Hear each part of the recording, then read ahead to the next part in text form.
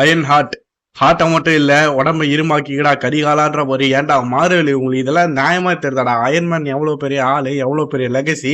இந்த மார்வெல் அப்படிங்கிற விஷயம் உருவாறதுக்கே ரீசன் இருந்தவரு, அவருக்கு எவ்வளவு பெரிய ஃபேன்ஸ் எல்லாம் இருக்காங்க. அவங்க எல்லாரும் மனசையும் இப்படி சுக்குநூறா உடைக்கிற மாதிரி ஒரு சீரிஸ் எடுத்து வச்சுட்டு அதை அழகா ப்ரமோட்டர் பண்ணுவீங்களே, இதெல்லாம் நியாயமான்னு கேக்குறேன். அதனாலதான் வாரம் ரிலீஸ் பண்ணாம 2 வாரத்துல 3 ரிலீஸ் பண்ணிட்டீங்களோ என்னவோ. அயன் ஹார்ட் ரொம்பவே மோசமான ஒஸ்தான ஒரு சீரீஸா இந்த ஒரு மார்வலோட விஷயத்துல நான் வந்து பாக்குறேன். என்ன செம்ம டிசப்பாயின்மெண்ட். இந்த ஒரு சீரியஸ் சுத்தமா பிடிக்கவே இல்லை. ரைட்டிங் இல்லவே இல்லை, செம்ம ரேசி ரைட்டிங். சும்மா நார்மலான போற போக்குல ஒரு கதை எழுதி விட்டு இதான் அயன் ஹார்ட் சீரிஸ், இது எப்படி எடுங்கடா அப்படின்னு சொல்லி கொடுத்துறாங்களா என்னவோ. ரீரி வந்துட்டு MIT-ல இருப்பாங்க. அவங்களுக்கு அங்க வந்து ஒரு அயன் சூட் ரெடி பண்ண முடியாதான். சோ அதனால வந்துட்டு பணத்துக்காண்டி போய் தப்பான வேலைகள் சேர்ந்து அயன் சூட்டை ரெடி பண்றாங்க. இதெல்லாம் ஒரு நியாயமாடா? அவங்க ஷூரிக்கு ஒரு கால் பண்ணா இந்த விஷயம் எல்லாம் சிம்பிளா முடிஞ்சிடும். ஏன் அந்த விஷயத்த யூஸ் பண்ணலாங்கிறதுக்கு தெரியல.